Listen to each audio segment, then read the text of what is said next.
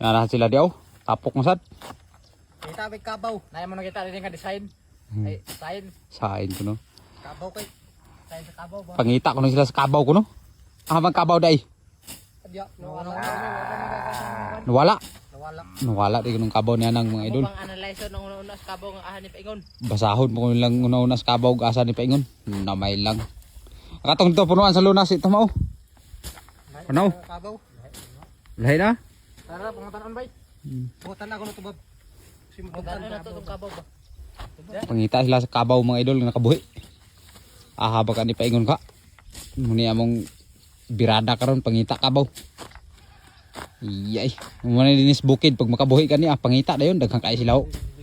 Dani pala sila kay may mga plano na mo dani. Kita. Oh. Ni update karon wa na nag-ulan. Pangita kabaw birada. Pabudusan na eh.